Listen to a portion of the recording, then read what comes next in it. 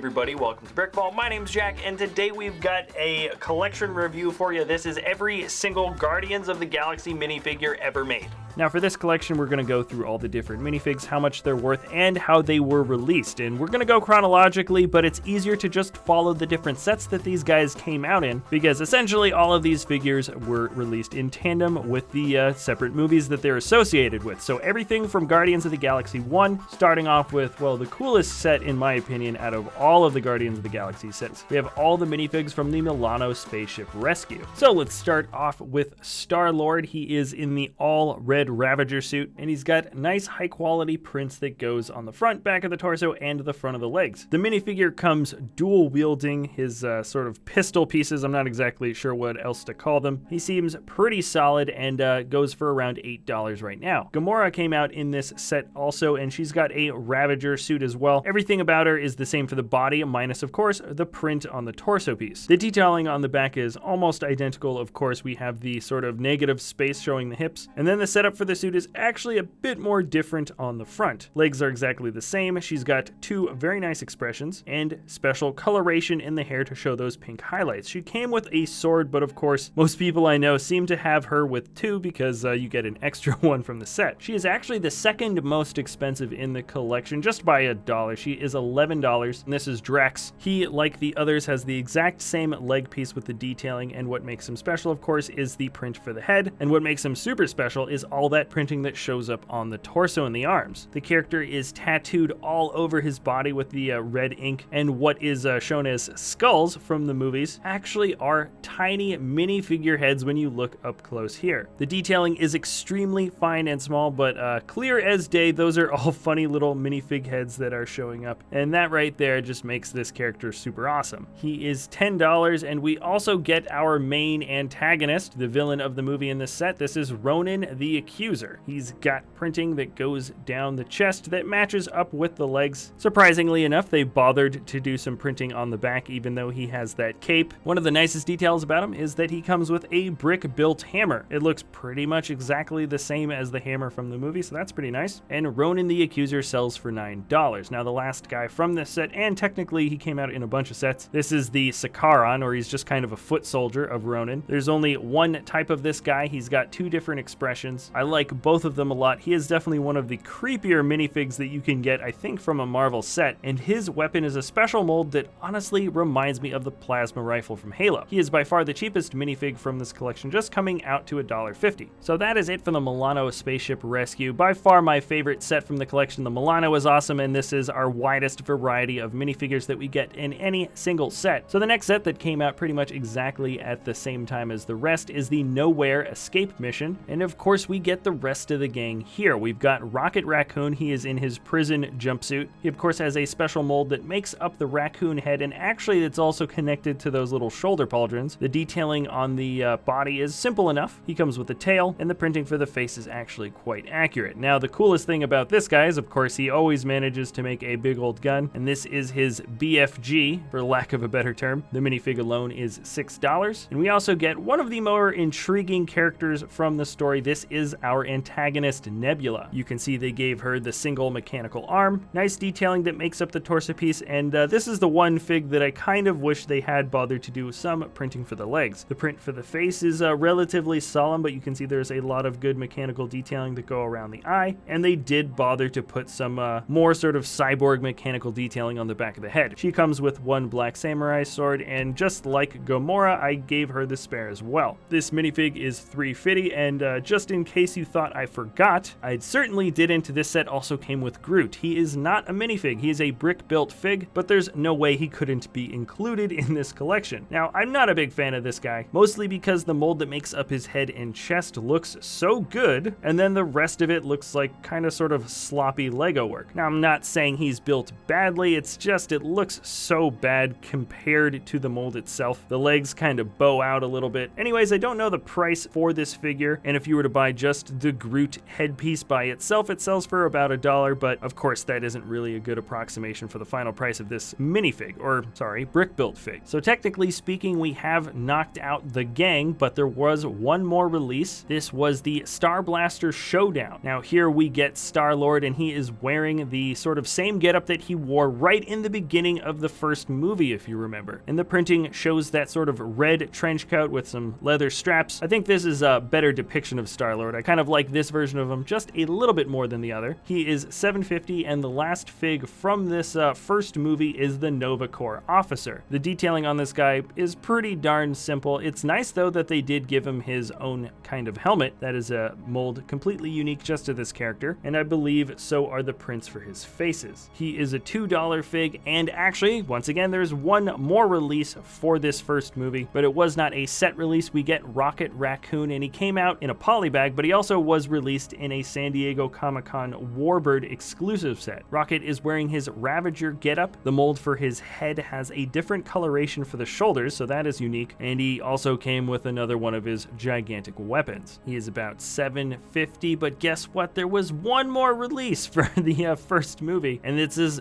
just an exclusive San Diego Comic-Con minifig, and appropriately so for this Guardians of the Galaxy collection. This is the Collector himself. Played by Guillermo del Toro, this is by far my favorite character from the series, and though the coloration on his body is a bit lighter than what he wore in the movie, and he's got a special cape piece that's just for this character. And guess what? He is a San Diego Comic-Con exclusive, so of course he is the most expensive from the Guardians of the Galaxy collection by a long shot. Right now, I would put him at around $350. Now, yeah, that price is incredibly high, but if you want to see some ridiculous expensive minifigures, you can check out our San Diego Comic-Con complete collection video, and that'll probably make your head spin. But anyways, let's move on to 2017. This is, of course, the release in tandem with Guardians of the Galaxy Volume 2. Another 3 sets were released, and once again, let's check out the coolest set first. This is the Milano versus the Obelisk, set number 76081. And of course, we're going to start off with Star-Lord again. He's got a different print for the mold that makes up his mask. It's a little bit more stark. The eyes glow whiter, at least that's the main difference. And he has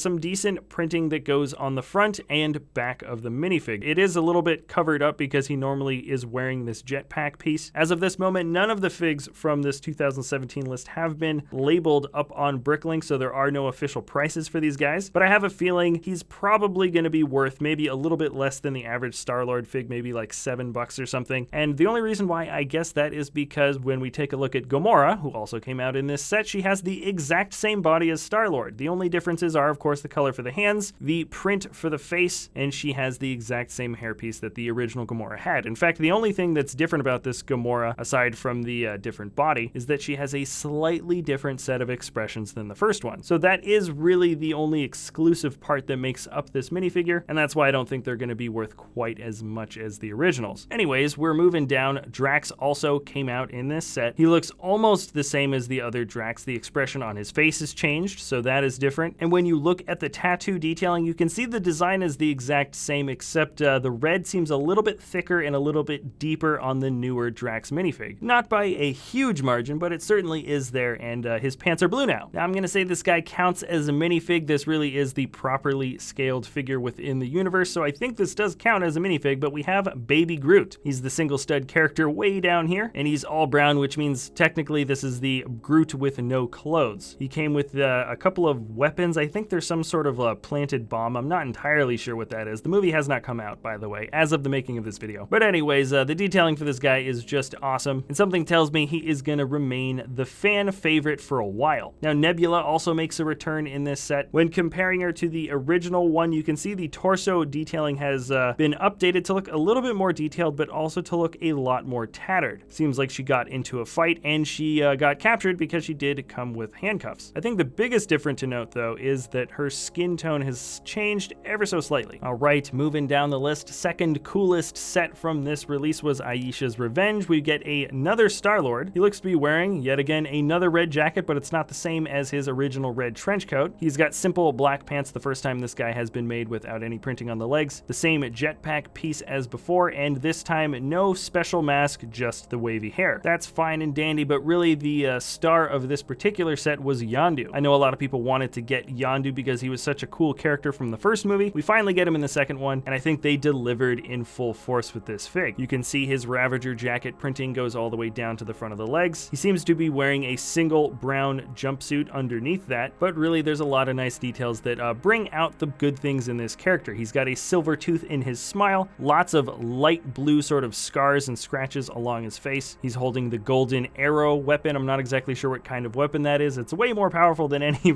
average gun. And Yondu comes with a special mold that makes up his mohawk. It's actually transparent red. It looks really cool. He is by far my favorite fig from the second wave of sets. But I guess let's move on to the last minifig of the set, which is Aisha. This is called Aisha's Revenge after all. And she seems like a very interesting character. Golden hair, a golden head with what looks like golden eyes as well. It contrasts well with the dark blue that makes up the body, and even there's some golden accents. And Aisha comes holding a sort of remote control device. I'm not exactly sure what that's for. So everything about this character seems to look awesome, and I hope that is the case when we see what she looks like on the big screen. Oh wait a second, there was one more fig from the set, and that was the second version of Baby Groot. The mold, of course, is the same as the original Baby Groot, just the only difference is now he has detailing that shows he is wearing a Ravager jacket. I bet this is gonna look totally adorable in the movie, and that's probably why he's wearing one, but it makes him exclusive to the set, and I think it's also totally worth noting that the brown Groot with no clothes is smiling, and this Baby Groot with the Ravager jacket has a slight frown. Okay, now let's move on to the last set of Guardians of the Galaxy. It is the Ravager Attack. It's a really small set with 3 exclusive minifigs, first one being Rocket Raccoon. This is the blue outfit Rocket. Pretty good detailing that makes up the body there, at least the torso piece, and considering the mold is the same as the original Rocket, at least for the head, that is the only part that makes this Rocket exclusive. Now, instead of one big weapon like we got with the previous guys, he comes dual wielding 2 brick-built pistols. I like the look for both of them. Now, the next fig is probably going to be a fan favorite. This is Mantis. No printing for the legs, but a decent print that makes up the torso piece, but you might have noticed her most distinctive feature, and that is the mold that makes up the head. It is one single piece that has the antennas and the hair, and I'm sorry that I can't give you the price for the second half of these guys from the collection. They simply are not being sold online right now. But anyways, we are moving on to what I think is the primary villain of Guardians of the Galaxy Volume 2. This is Taserface. He's wearing a red Ravager suit with all kinds of straps and gizmos and gadgets and, well, just a lot of complicated looking stuff we pretty much see on all of the other red Ravager suits that we have from this series. What makes this guy unique, of course, is his purple face with that kind of crazy, creepy expression. I don't know what kind of alien this guy would be. And also a unique part of him is the hairpiece that's used on the head. It looks sort of like a mohawk turned into a ponytail. First time we get it on a fig, it looks good on this guy. I have a feeling we're going to be seeing it a bit more in the future. Oh, by the way, he comes with this gigantic gun. So with that, I think we've just knocked out the entire Guardians of the Galaxy collection. So right here, we are looking at 24 different characters. You might have noticed that Volume 1 characters are all on the left-hand side, while Volume 2 are all on the right. And I suppose it's a little bit interesting that they managed to do exactly 12 for both movies. At the end of these collection videos, I usually like to say which figure I want to see show up next for this collection. Because I haven't seen Guardians of the Galaxy Volume 2 yet, I don't really know what characters I would